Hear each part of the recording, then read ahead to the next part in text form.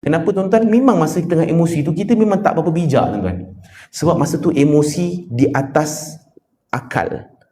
Nafsu kita di atas akal yang rasional. Sebab tu tuan-tuan, rules dalam kaedah psikologi dalam berurusan dengan konflik sesama manusia, kena take a pause.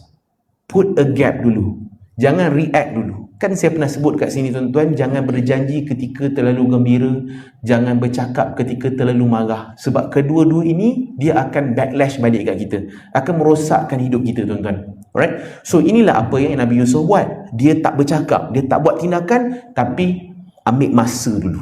Nanti dia akan cakap. Bukan tak cakap langsung, nanti dia akan cakap. Tapi belum masanya lagi. Supaya tindakan itu tidak berlaku dalam keadaan emosi. Tuan-tuan, ada satu peperangan tuan-tuan. Ni zaman Nabi Muhammad sallallahu alaihi wasallam. Ada seorang sahabat ni masa peperangan, dia ni dah nak pergi nak pancung dah musuh. Ni orang musyrikin lah ni nak pancung dah. Maksudnya orang kafir tu dia dah kat bawah dan seorang sahabat Nabi ni nak pancung dah lelaki ni. Kan peperangan kan? Boleh bunuh. Nak bunuh tuan-tuan, kerana Allah nak bunuh ni. Tiba-tiba tuan-tuan yang orang musyrikin ni, musuh Islam ni, dia pergi ludah kat muka sahabat Nabi ni. Masuk kena ludah. Kalau kena ludah tuan-tuan, lagi tarik panjang lah tuan-tuan, swing kita. Tapi end up sahabat ini tak jadi membunuh orang musyrikin ini.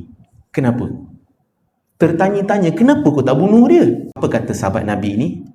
Masa kali pertama aku hayan itu, aku nak bunuh dia, aku bunuh kerana Allah. Tapi masa dia ludah aku, ketika itu aku tidak buat lagi kerana Allah.